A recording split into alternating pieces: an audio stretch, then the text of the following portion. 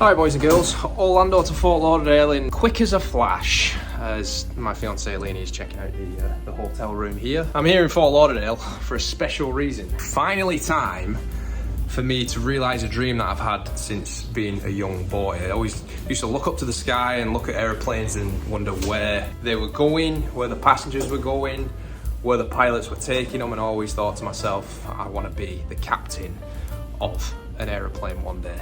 And I'm down here in Fort Lauderdale to go through training with Silver Airways to make that dream come true. It's going to be a lot of work, but I'm excited to get started and go through the process. And that is why I'm making a video, to show you the process of me becoming captain, let you know kind of how things are going, show you how I'm studying, show you what I'm studying. Got to do some traveling around. I'm going to start here in Fort Lauderdale, go down to Miami for the sims, and then go to Houston for the Proficiency Check. It's an exciting time. What do you think? I like it. Silver does well with the hotels, doesn't he?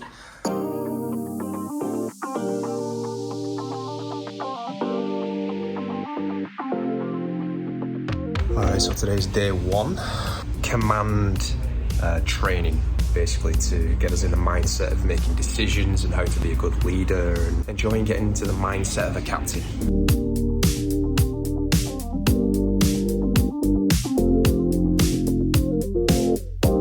Well, we're 3 days in now, and it's basically death by PowerPoint. When you come to an airline, you've got to expect a ton of PowerPoints, but one of the things that I enjoy doing, where we've got this mock-up of a ATR cockpit, so I can come and practice my flows. So on top of reviewing systems, and today has been all about crew resource management, which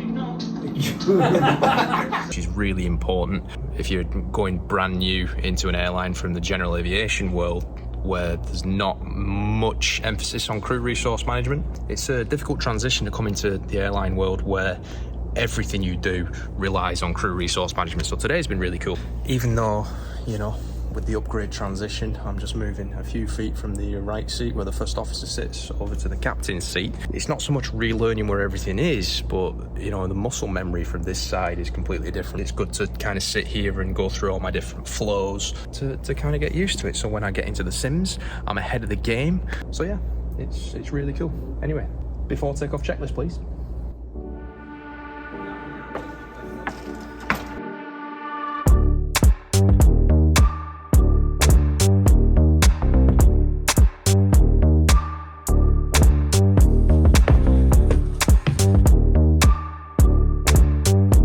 Alright, it's day 6, and you catch me back at the cockpit trainer with my first officer, who's still not got me my coffee.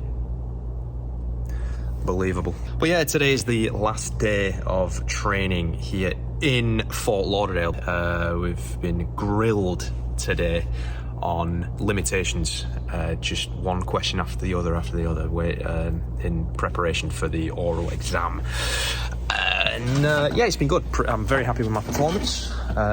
You know, it's all stuff that I've known from being a first officer, and you go through the same stuff. The way that you get trained as far as between first officer and a captain, you train to fly the aircraft in the same way. It's just a change of position, change of flows, change of responsibility. So making sure I'm all good on all the limitations, the memory items and stuff like that, that's what I've been going through. But yeah, it's been good. This is the last day here. We're getting into the good stuff now, the simulator stuff. I'm enjoying the process so far. Looking forward to going down to Miami after today's session to get in the hotel down there, get settled, have a couple of days off, and then into the sims. So run the checklist. 3 hours later. All right, well, we've arrived in Miami. Well, actually, we arrived at, what time did we arrive in Miami? 1? No, the first time. Was that like 1 o'clock? What time is it now? 3:50. So we arrived at 1 and it's now 3:50, nearly 3 hours later. I was originally in one hotel, tried to check in. However, there was a problem that meant that I couldn't stay at that hotel, so I had to find another one. Went back and forth with one of my directors here at Silver Airways, who was able to get a reservation for this hotel here. But then it turns out, when I tried to check in, that they said that they can't take the payment from the company because the person that does that sort of thing isn't here on a Sunday. So because life stops on a Sunday, people don't check into hotels on Sundays. So the one person in the world that can deal with that sort of thing doesn't come to work on Sundays. So gonna have to go down there tomorrow morning and sort that out. But that's okay. That's okay because I got 2 days off now before going into the Sims. And tomorrow we're gonna go to her natural habitat, the zoo. Do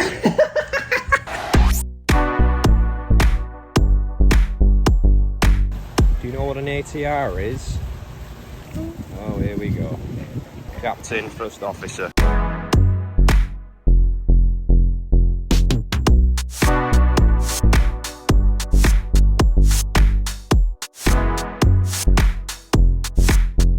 Look at him eating. You know what he reminds me of when he's eating?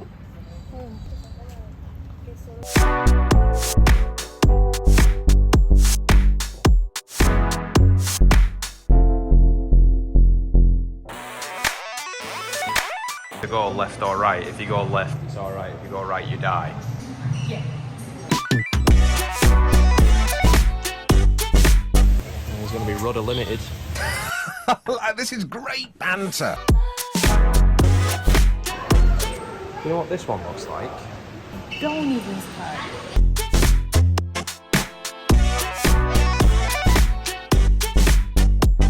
The thing that I've realised about being at the zoo, what it's all about is going to each exhibit, seeing the animal, and then shouting at the top of your lungs what that animal is while pointing, because that's what everybody seems to do, and it's absolutely delightful.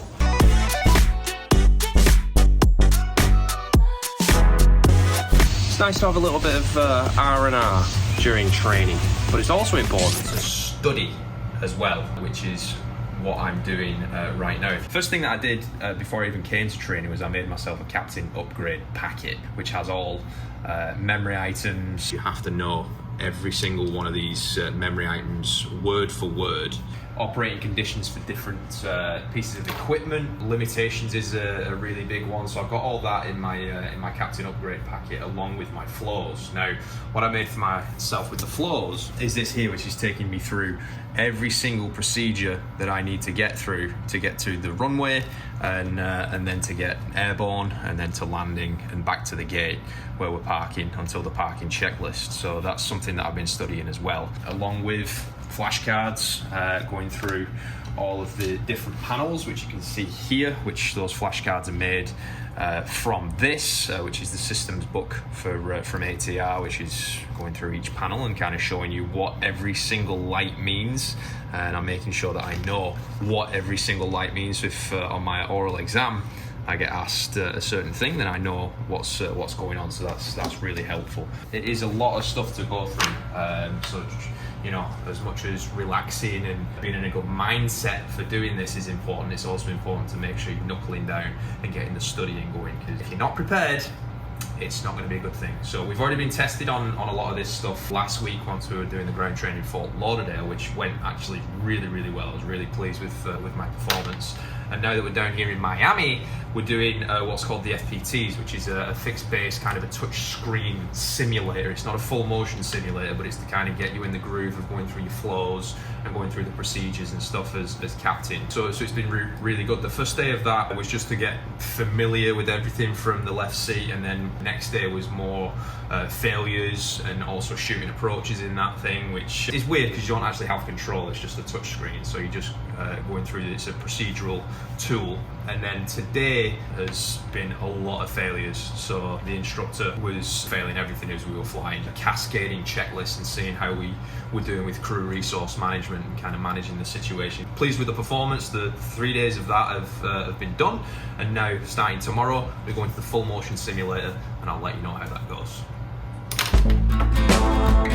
Well, I was supposed to tell you about what happened down in the Sims in Miami. Well, I was back in Orlando. I've been back in Orlando at home for 3 days, but I've done nothing to further this video in that time. So I'm actually sat at Orlando International Airport about to get on a Southwest flight up to Houston for part 3, the third and final part of Captain Upgrade training. Oh, by the way, it's 5 AM and I'm seeing way too many people in this parking garage.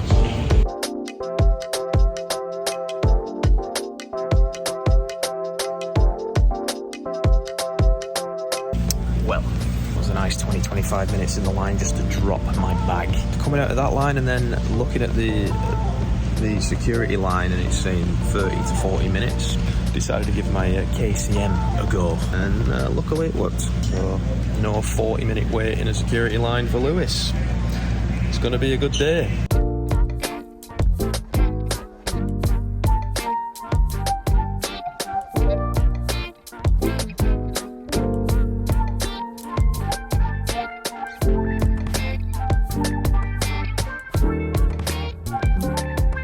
Alright, finally made it into the room. It is now coming up on 12 o'clock here, so 1 o'clock my time, but yeah, there's a 1 hour time difference, but I'll tell you what, Silver Airways, what a room. I'll take this for 6 days, although I'm here on my own, Aline's not with me. Actually made me really sad, to be honest with you.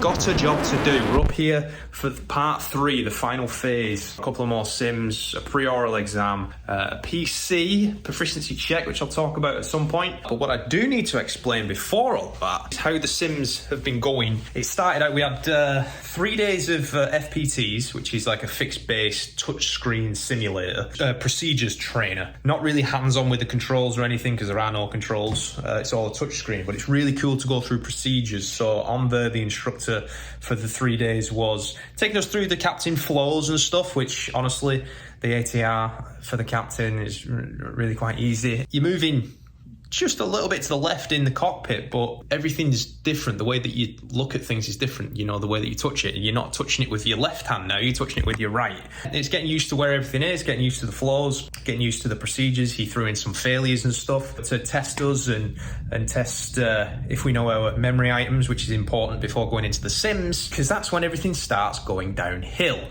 First day of the sims was starting everything from the gate to the runway, to the takeoff, did some maneuvering, and then landing and back to the gate. Just all procedures, not really any failures, although there was an engine flame out at takeoff during that first session, which again, after testing the memory items on the fixed base touchscreen, was good to go through in the real world while you're actually flying and going through the procedure. That was the first day. The maneuvers included steep turns. It's first time from the left seat in the ATR, which honestly, it might not sound impressive, but if you think about when you're going from, you know, your private instrument commercial, you do it all from the left seat, and they come in a CFI, let's say, and then you move to the right. That right seat transition is really tough at first, especially for landings. Same thing here. So it's just you're going back from the right seat to the left. But yeah, no, it was good. Steep turns were really good. We did some stalls, departure stalls, the landing configuration stalls, and yeah, it was really good. Oh yeah, unusual attitude recoveries, which actually caught me well off guard, which I suppose that's what you're supposed to do. But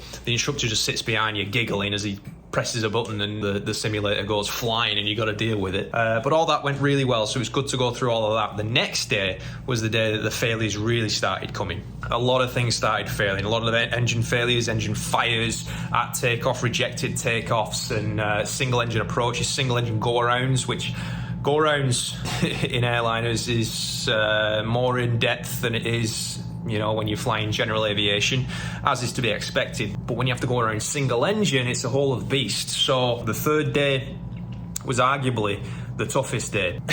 Right at the very end of the session, boom, both engines flamed out as we're coming into Tampa. We're on like a high downwind in Tampa. So you go through your memory items and you deal with the situation, you know. It's in the simulator is simulating the real world. So if you die in the simulator, that's unsatisfactory. I had to make it down to the runway, and I made it down to the runway, which I was very pleased with. So decision making is a really big thing that's been drilled into us.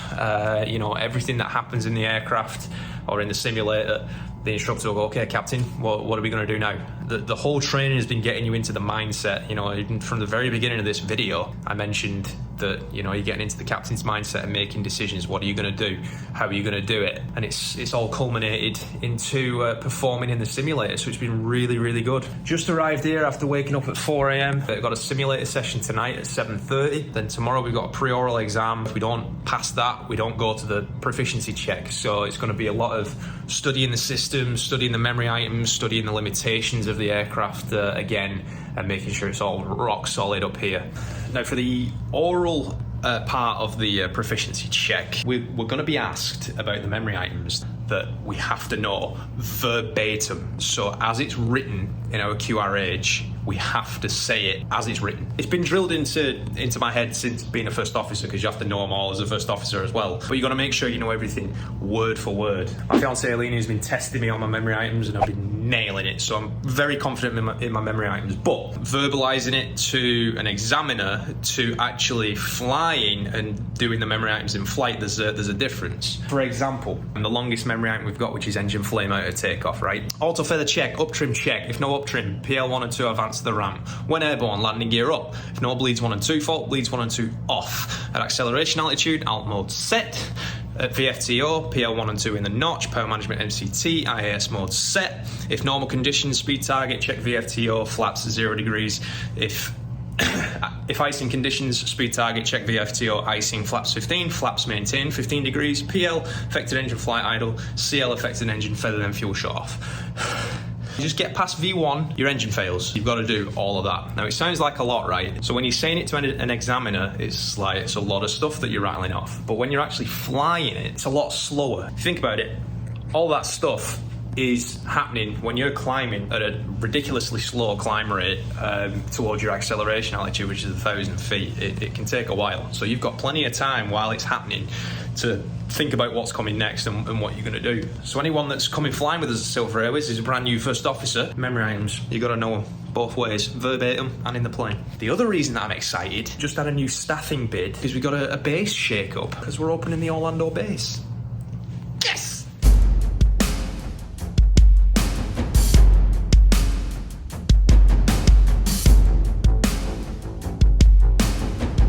Alright, just did my last prep session before the PC tomorrow. Went very, very well. Feeling very comfortable with everything. Yesterday morning we went through a last oral preparation session.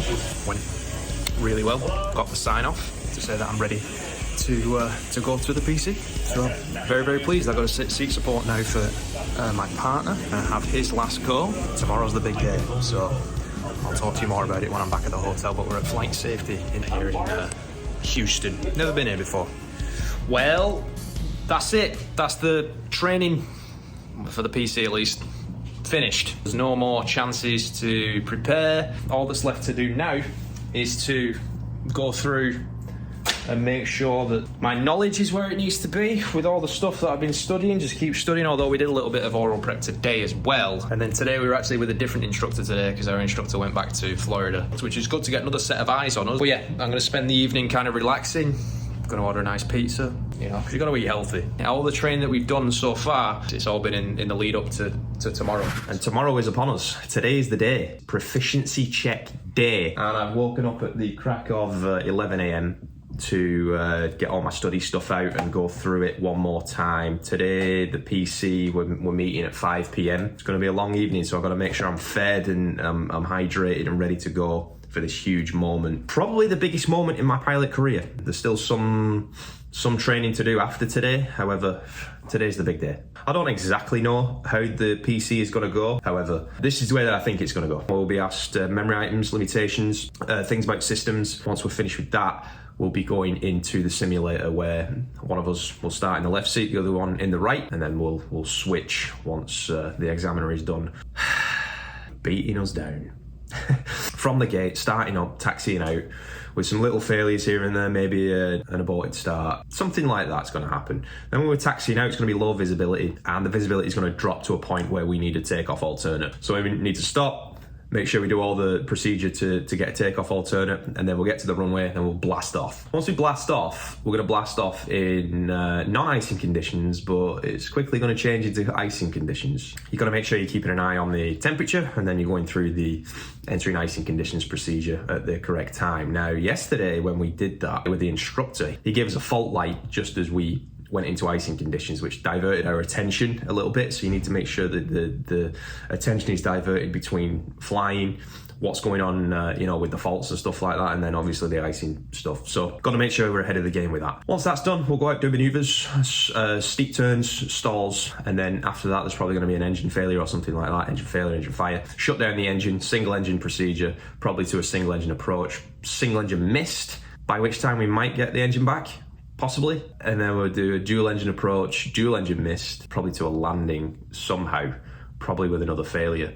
I know there's going to be an engine flame out at takeoff that we've got to deal with. There's going to be a localizer approach, which is a dual engine localizer approach, which is a CDFA, which is a constant descent final approach, which doesn't mean you don't do the step downs on the localizer for the non-precision. You've got to calculate your descent and make it a constant descent down to the runway, which is quite technical, but it's not too difficult. We've got a system of writing down the altitudes that we need to meet at the different mileage, so shouldn't be too difficult. Flew that yesterday, flew it really well. And then there's going to be a flap issue. There's going to be a flap issue where we need to go through the procedure to make sure we have enough runway, make sure we increase the approach speed for the no flap landing, see if we need normal or delayed braking, things like that. You know, airline people watching this know exactly what I'm talking about. But when you're coming into doing something like this from like general aviation world, it may seem like a lot of stuff, and it is a lot of stuff. However, the training that you receive is all in preparation for moments like this, and you get the training that you need to be ready. Yeah, it's going to be very much like the type ride that I went through for the initial when I went through this in 2020, which means it's going to be a long one. With that being said,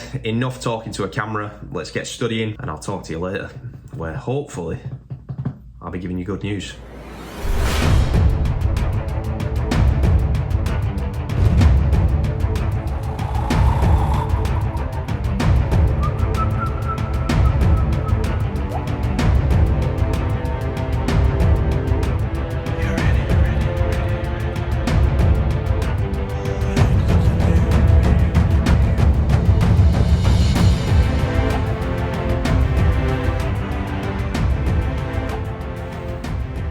Passed. Yes! At the beginning of training, or before coming to training, I was a little bit nervous about the whole thing. Going from the right seat to the left seat is a big responsibility shift. Everything goes down to the captain's decision making, and it's the responsibility of the captain for the outcome of the flight. You're working together with the ground crew, the company, your crew on board, and it's a lot of responsibility, a lot of weight on somebody's shoulders. And I was nervous because I wanted to prove to myself, I hold a high standard for myself, and I wanted to prove to myself that I could do it. And there's always a little bit of self-doubt in you when you're coming to do, you know, training or something big like this, that's like, oh, can you actually do it? And it turns out that I can. And I'm so proud of myself for doing it. I'm really, really happy. The proficiency check went just about as I expected. Started with an oral exam, going through memory items, limitations, conditions, talking about some conditions for operating of some systems, and then the operation of all the systems around the panel. It went very smoothly for me. It was just a casual conversation between myself and the examiner, which is the way it should be, really. You know, you do your general aviation check rides, it should be a casual conversation between you and your DPE. It's the same thing here. It's just a conversation about what's going on. And that was satisfactory. So we went to the sim, and it was, as I explained it the night before, it was exactly like that. I'd been trained by the instructors that I've had up to a really, really high standard. And I went into that simulator for the PC very, very confident, and it went really smoothly. So, you know, there was failures going on right, left and center, and having to make decisions and kind of managing situations. And I proved to myself that I can do it. And it's a really, really good feeling there. It's been a fantastic process all the way through, from the start of training to now, going through the captain upgrade ground for a few days, and then going through recurrent for a few days, and then going down to the simulators, where I got absolutely battered day after day after day of things just going wrong and having to deal with it on the fly, and really putting you into that captain mindset of what are you going to do when something goes wrong. The main instructor that I've had throughout this whole thing has been absolutely fantastic. He's a guy that I've known for a long time, but that didn't change how he operated as an instructor. He didn't let up. He didn't let up. He made it difficult. I thank him for that, because that's the way it should be. You want to be trained to a high standard, and if this is the high standard, this is Josh's standard up here, which is fantastic, because that's the way that I operate as a CFI as well. I had another instructor up here in Houston who took over for the last simulator session here. He also did my loft line-oriented flight training, which is basically after the PC, you go through line-oriented flight training, which is simulating a normal flight. So everything that you would do, normal procedures out on the line, that's what you do. Because up until this point, it's been everything's failing and engine fires, flame outs and all that, and dealing with it.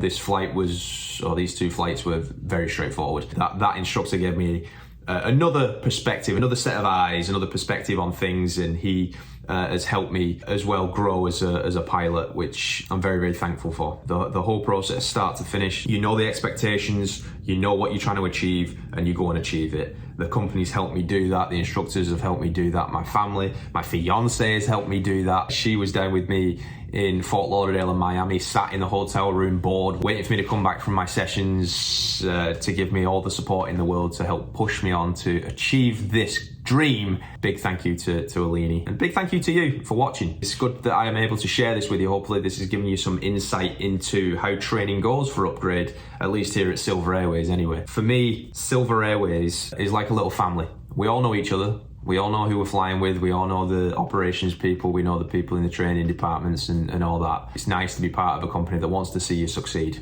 and they've helped me through. So thank you to Silver Airways for getting me to this point. It's been great to share this with you, and next is operating experience, which is basically on the job training. So I've done the proficiency check, now I need to prove that I can do it out in the real world. So that's a test. I'll let you know how that goes. I'm not sure if I'll make a video for it. If you do want to see a video for something like that, let me know in the comments. Thank you for watching this video. I've done it, I've passed, mission accomplished. On to the next.